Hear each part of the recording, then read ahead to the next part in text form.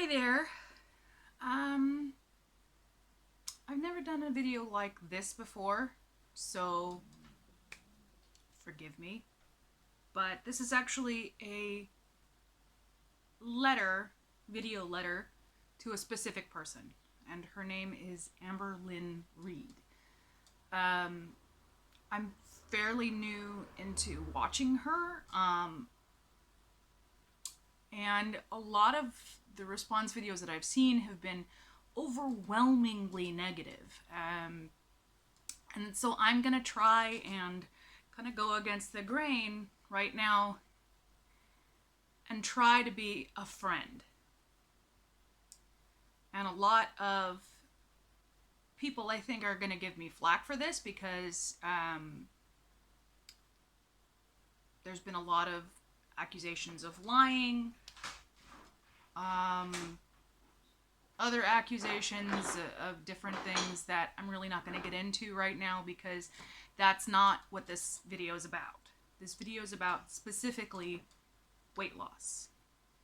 And I know a lot about weight loss because I had gastric bypass surgery 3 years ago in October. So this is August 2019. I had my surgery October 18th. Yeah, October 18th, 2017, or excuse me, 16. After which I lost 110 pounds. I then had a skin removal surgery, tummy tuck. And so I kind of know what I'm talking about. And I don't think, Amber, that anyone has actually told you what this requires. I think that there's been a lot of information that's been thrown at you. And I think that there's certain things that you don't want to hear and don't want to know because it will kind of pop the bubble of the illusion that this is going to be simple. It's not. Number one, you are going to be uncomfortable. Period. You're going to be in pain. You are going to experience loss, and you're going to experience some form of grief because your best friend is gone. And when I say your best friend, I mean food. But that is temporary. And I know that a lot of other people say, oh, once you have gastric bypass surgery, you can never have such and such again. That's not true. You just can't have as much of it again. You can have... I eat gummy bears. I just don't eat a whole bag of gummy bears. I eat cookies. I just don't eat a whole box of cookies. I eat 1 or 2 cookies. I don't need more than that. I used to be able to snarf down a whole box of, like a whole bag of Milanos. A whole bag of Milanos. In one sitting, no problem. A whole pint of ice cream. In one sitting, no problem. I can't do that now. It will make me violently ill. But I can have it. Number 2. You have to give up way more than people are saying you will. In the beginning. Okay? Do I think that pre-surgery you should go on a 1,500 calorie a day diet? No. You're over 500 pounds. That is unrealistic. It would make you go insanely bonkers and then you binge. Don't shoot for 1,500 calories. Shoot for 2,500. It's really not that difficult. If you actually really count 2,500 calories, that's a lot of food, especially if you eat lots of fruits and vegetables. And yes, I do mean fruits and vegetables. Not, you know, living on cauliflower and chicken. Don't fucking do that. No, nobody's good. That's not. Anybody who tells you to do that is a fucking moron. I'm sorry, they are. They just fucking are. Cheese, chicken, beef, pork, milk, fruits, especially fruits that are high in fiber. Mango is great. Pineapple is fabulous. Berries, wonderful. Apples. Any frickin' fruit you can think of. Eat those fruits.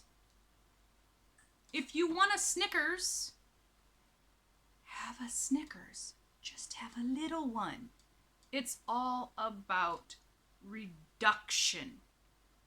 Because I think one of your main issues is you try and go fucking gung-ho on this shit right off the bat. And then when it doesn't work, then when it's not what you thought it was, and your body starts to freak out, go into withdrawal, then you fail. And I know what that's like, because I did it for 20 years. When I was 12 years old, I was jumped by 15 girls in the gym's locker room. I have a birthmark on my face. You can't see it because I'm wearing makeup, or at least you can't see it as much as you would if I wasn't wearing makeup. I was jumped and beaten to the point where I was almost unconscious. The gym teacher had to come pull the leader off of me, and I remember watching her smirk at me as I was sobbing. I had clumps of hair that were missing and scratches all over my neck. And after that happened, I gained 30 pounds in 3 months. At that point, I was 4'11". 30 pounds is a lot of weight for a kid that's that small. I'm still only 5'2". Now, was my highest as high as yours? No. My highest was 235 pounds before I had my surgery. I was at a BMI of 42. I know that you're higher than that. But I also know what works and what doesn't.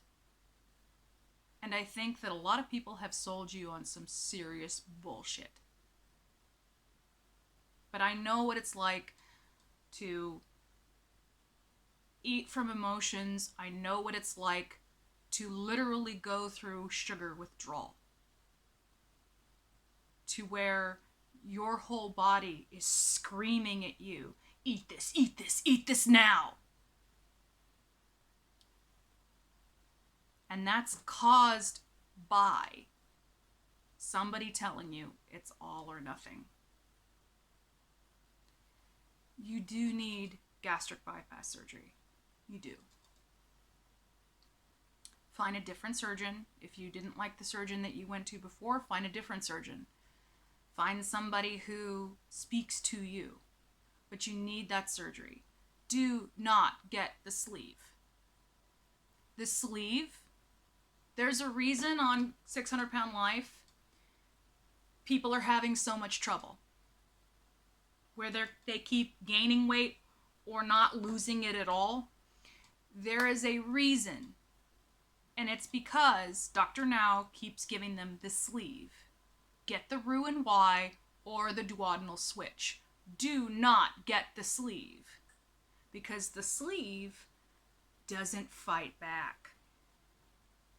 You can slowly stretch the sleeve out again to where it's as if you never had anything at all. But the Roux-en-Y or the duodenal switch, you get a little tiny pouch. Little pouch. You cannot stretch that fucker back out. And if you eat too much sugar, you will get dumping. And that is a way to train yourself to not really care about all of that crap anymore. Because if you're violently nauseated and you shit your pants and you feel like you're gonna just die because you're sweating and you're shaking and people are looking at you like you've lost your mind and you're laying in bed and got heart palpitations, you're gonna think twice before having that cookie again. Or one too many cookies. I know. After I had my gastric bypass surgery, I was a month out. And my mom bought a can of, that raisin brown bread. It's really tasty. And I had a piece with butter on it the size of a postage stamp. And a month out from gastric bypass surgery, that's not a good idea. No. I've never been so sick as I was on that day. So I think that if you just try and calm down a little bit and not try to do everything all at once, you will probably have more success. And by the way, one other thing. When you're talking about how you can walk for 3 minutes, I have spondylolisthesis. When I was really super heavy, that was a great time for me as well for walking. Spondylolisthesis is where you have a vertebrae, or in my case 2, that are out of alignment and pinch all of the nerves below that. It sends shooting pains down your legs and down through your hips. It hurts a lot. I still have it because it's an injury from when I was a child. But when I was super, super, super heavy, yeah, 3 minutes was my best. But you shouldn't do 3 minutes and then you're done. Do 3 minutes, do 2 minutes, sit down for 5, and get back up and do it again. And I know that that's a lot to ask of you when you're this heavy, but I know you can do it. I know you can. And it's high time that maybe somebody gave you the benefit of the doubt, even if they don't think that you completely deserve it. None of us are perfect. And I don't know you as a person. All I know is what you put out there. And what you put out is somebody who is screaming for somebody to help her. And if you want to, I will. I will be somebody you can bitch to all you want.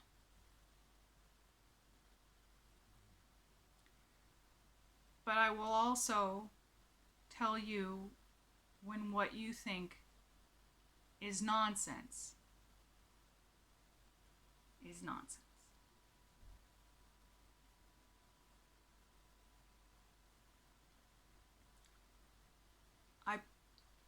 I'm willing to be a friend at this point when not a lot of people are. So please, I believe in you.